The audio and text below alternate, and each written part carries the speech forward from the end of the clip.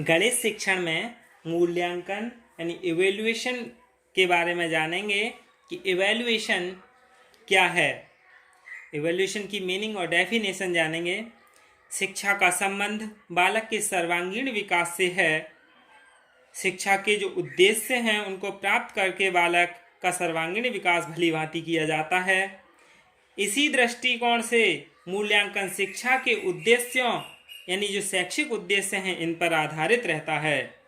मापन द्वारा विभिन्न गुणों, योग्यताओं या विशेषताओं के परिमाण के बारे में जानकारी प्राप्त होती है कि कौन सा छात्र या छात्रा ने 50 में से 35 या 40 अंक प्राप्त किए हैं, लेकिन 50 में से 35 या 40 अंक प्राप्त करना ही पर्याप्त नहीं होता। अध्यापक को यह भी जानना होता है कि छात्र के प्राप्तांक कितने अच्छे हैं, यानी हाउ गुड। अतः मूल्यांकन के अंतर्गत किसी गुण, योग्यता या विशेषता का मूल्य निर्धारित किया जाता है। मूल्यांकन द्वारा परिमाणात्मक तथा गुणात्मक दोनों ही प्रकार की सूचनाएं प्राप्त होती हैं, जिनके आधार पर बालक की योग्यता और उपलब्धियों का आकलन किया जाता है। जैसे मूल्यांकन का इसी से समझ में आ सकता है कि मूल्यांकन में कौन कौन सी चीज़ आती हैं। मापन और प्लस मूल्य निर्धारण। Evaluation is equal to measurement plus value judgement. यानी ये जो मापन है ये संख्यात्मक होता है, परिमाणात्मक होता है, यानी क्वांटिटिव होता है जिसे मापा जाता है।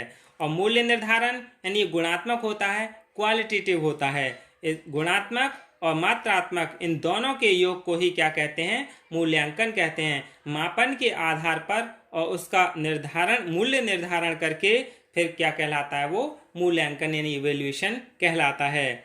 इस प्रकार मूल्यांकन का आशय मापन के साथ साथ मूल्य निर्धारण से है। अर्थात अधिगम अनुभवों द्वारा विद्यार्थी में अपेक्षित व्यवहारगत परिवर्तन किस सीमा तक हुए, इसका मूल्य निर्धारण यानी मूल्यांकन करके निर्णय देना है। इसलिए मापन मूल्यांकन का ही भाग है तथा सदैव उसमें निहित रहता है, यानी मापन मूल्यांकन में ही समाहित होता है। यानी ये क्या है, हमारा मापन है, मूल्यांकन है, और इसके अंदर क्या है, ये मापन है। यानी मापन मूल्यांकन के ही अंदर समाहित रहता है। This assessment means to decide the extent to which the expected behavioral changes occurred in the students through learning experiences and to decide। यानी इससे डिसीजन लिया जाता है मापन के द्वारा कि बालक कितना अच्छा है कितना नहीं।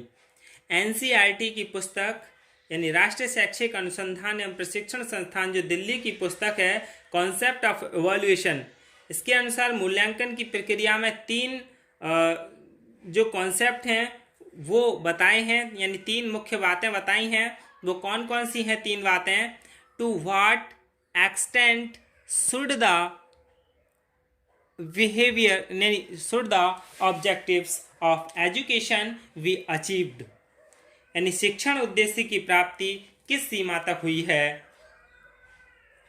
जो शिक्षण उद्देश्य हैं उसकी प्राप्ति किस सीमा तक हुई है, इसका मूल्यांकन के द्वारा ही निर्धारण किया जाता है। दूसरा है how effective was the method of achieving the objective, यानी उद्देश्य प्राप्त करने की विधि प्रविधि कितनी प्रभावी है। यह हमें किसके द्वारा पता चलता है, मूल्यांकन के द्वारा ही पता चलता है कि ये कितनी प्रभावी है। तभी हमें इस विधि या प्रविधि का प्रयोग कक्षा में करते रहना चाहिए। यदि अप्रभावी होगी तो उसका प्रयोग नहीं किया जाएगा। How effective were the learning experiences, यानी अधिगम अनुभव कितने प्रभावी उत्पादक रहे हैं। ये तीनों बिंदु मिलकर मूल्यांकन प्रक्रिया को पूरा करते हैं। कौन कौन से 3 बिंदु कौन से थे? ऑब्जेक्टिव्स यानी उद्देश्य, दूसरा अधिगम अनुभव लर्निंग एक्सपीरियंस, मूल्यांकन विधि या प्रविधि यानी इवैल्यूएशन प्रोसीजर टेक्निक्स। इन तीनों में आपस में समन्वय होता है, यानी यही तीनों मूल्यांकन प्रक्रिया को पूरा करते हैं। इन तीनों के संबंध को इस त्रिभुजाकार आकृति से ही समझा जा सकता है, यानी उद्देश्य, अधिगम अनुभव और मूल्यांकन विधि प्रविधि, ये तीनों आपस में सहसंबंधित हैं। जो शैक्षिक उद्देश्य हैं, अधिगम अनुभव तथा मूल्यांकन दोनों को प्रभावित करते हैं।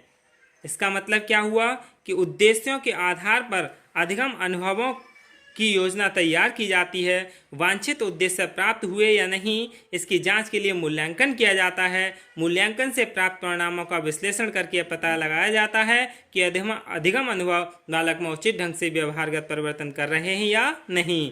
ये दोनों एक दूसरे का निर्धारण करते हैं, आपस में प्रभावित होकर परिवर्तित भी होते रहते हैं। इस प्रकार कहा जा सकता है कि शिक्षण और अधिगम दोनों मूल्यांकन की ही विषय वस्तु हैं, क्योंकि इसके द्वारा शिक्षण और अधिगम की उपयुक्तता का पता लगाया जाता है। डांडेकर के अनुसार मूल्यांकन एक ऐसी क्रमबद्ध प्रक्रिया है जो हमें यह बताती है कि बालक ने किस सीमा तक किन उद्देश्यों को प्राप्त किया है। एवैल्यूएशन में भी defined as a systematic process of determining the extent to which educational objectives are achieved by the pupils। यानी डांडेकर ने बताया है कि जो मूल्यांकन की प्रक्रिया है वो एकदम से क्रमबद्ध प्रक्रिया है, जो बालक की किस सीमा तक उद्देश्यों को प्राप्त किया है ये पता चलता है। मूल्यांकन इन सभी परिभाषा से क्या पता चलता है कि मूल्यांकन क्या है, एक सतत प्रक्रिया है। मूल्यांकन क्या है, एक सतत प्रक्रिया है। Evaluation is a continuous process, क्योंकि उसने क्या कहते हैं, मुफ्फात की डेफिनेशन भी है।